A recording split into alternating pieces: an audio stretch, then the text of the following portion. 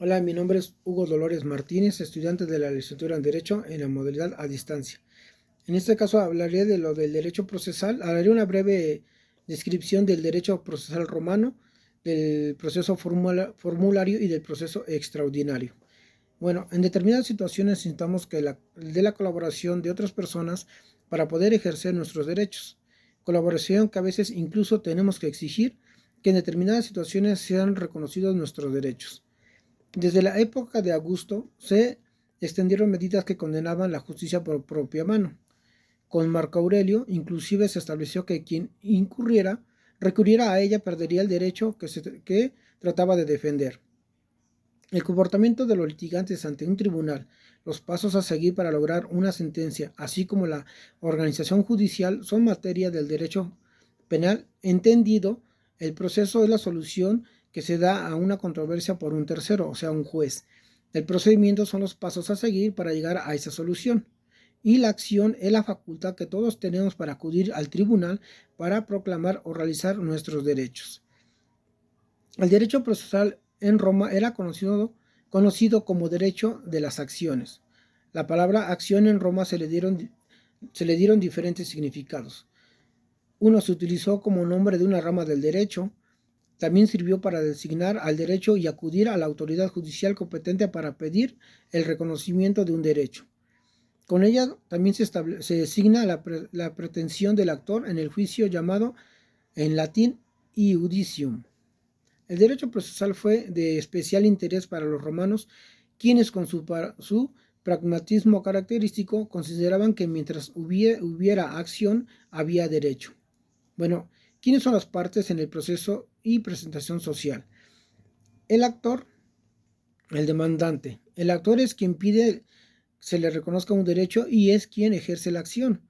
El demandante es quien desconoce ese derecho o no ha cumplido con un deber y es llamado en Roma como reus. Esos podrían ser representados por un cognitor o un procurator.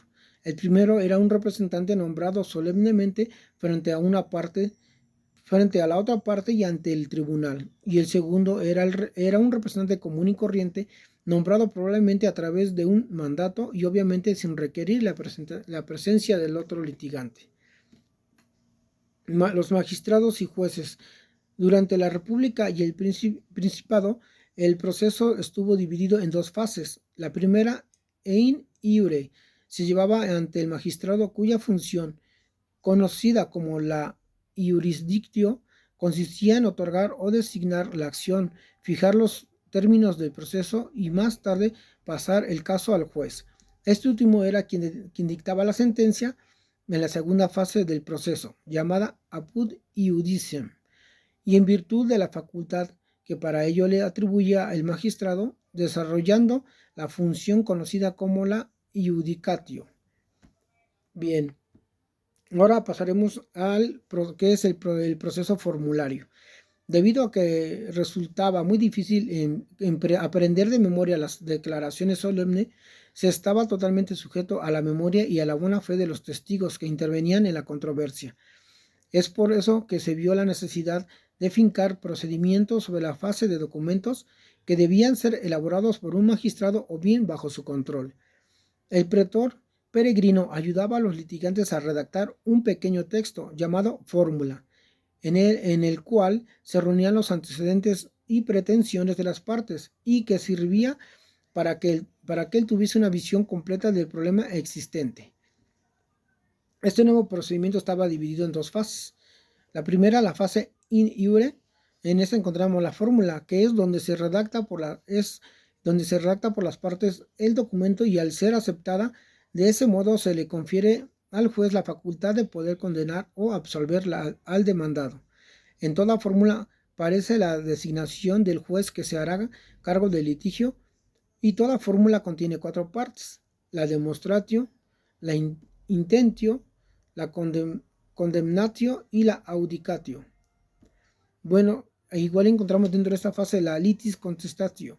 Este último acto llevado ante el magistrado, y con ello terminaba la primera fase del procedimiento, y los efectos que produce pueden ser agrupados de la siguiente manera: efecto regulador, efecto constitutivo, y efecto creador. Bueno, pasamos a la fase apud iudicem. Es la segunda fase del proceso que se desarrolla ante el juez. Siguió siendo igual que en la etapa de las acciones de la ley, pero el juez se basaba primero en la fórmula, las pruebas y alegatos de las partes. Dentro de esta fase tenemos la plus petitio, que puede ser de 4 clases: plus petitio re, plus petitio tempore loco y plus petitio causa. Bueno, las vías de ejecución dice que donde el deudor tenía 60 días para cumplir con la sentencia, y de no hacerlo se ejerce la actio iudicati, que reemplazaba a la manus inectio de las acciones de la ley, y se ejerce sobre los bienes del deudor mediante cualquiera de las 3 medidas que se describió a continuación. Laborum venditio consiste en la venta en bloque del patrimonio del deudor. La bonorum distractio, que es la venta al menudeo de los bienes del deudor. Y la extra ordinem, el acreedor se quedaba con los bienes del deudor a título de prenda por 2 meses. Después podía vender para cobrarse la deuda y el sobrante se entregaba al deudor. Bien, ahora la protección jurídica extrajudicial. La actividad de los magistrados no solo se limitó a la elaboración del procedimiento formulario, sino que también crearon otras medidas encaminadas a proteger situaciones especiales, no contempladas en la fórmula o que ameritaban una solución más rápida. Son medidas extrajudiciales porque se daban en el juicio o con independencia de este. Así tenemos las estipulaciones pretorias, restitución por entero y los interdictos. Los interdictos, estas órdenes pueden tener distintas finalidades. Interdicto exhibitorio, cuando se ordena la exhibición de algo. Interdictos restitutorios, ordenan que implica la disposición y que se devuelva algo. Y interdictos prohibitorios, es tendente a prohibir una actividad. Bien, por último, hablaremos del proceso extraordinario. Este último fue el sistema de procedimiento que reguló el derecho romano. Corresponde al imperio absoluto y es el sistema característico del derecho posclásico. No obstante, este sistema apareció en una época más temprana y convivió con el procedimiento formulario, de igual manera que éste lo había hecho durante algún tiempo con el procedimiento de las acciones. En los primeros años del Principado, la administración de justicia siguió en manos de los magistrados, pero de manera paralela apareció la justicia imperial, encargada a jueces, funcionarios, servidores del Estado y dependientes del emperador, que poco a poco reemplazaron los antiguos órganos jurisdiccionales. De las características generales de este proceso, el proceso es monofásico. Se produce igual un viraje de lo privado a lo público. El procedimiento es escrito, pero la fórmula desaparece.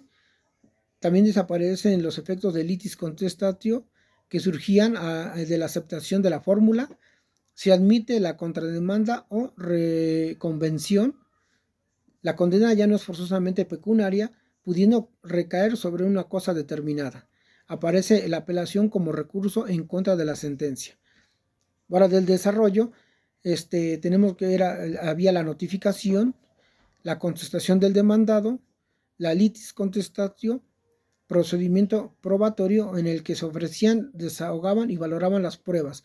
Entre estas, las más importantes eran la testimonial, la documental y la pericial. Y por último, la sentencia, que podía ser impugnada, y el recurso por excelencia fue la apelación. Bueno, ya para terminar y como último dato, la apelación se formulaba ante un juez que hubiera dictado la sentencia en un plazo de 10 días, verbalmente o por escrito. Si no se formulaba durante ese plazo, la sentencia era firme y podía ser ejecutada. Bueno, esa fue la breve síntesis de mis 3 temas. Espero que les haya gustado y nos quedamos pendientes para la próxima. Gracias.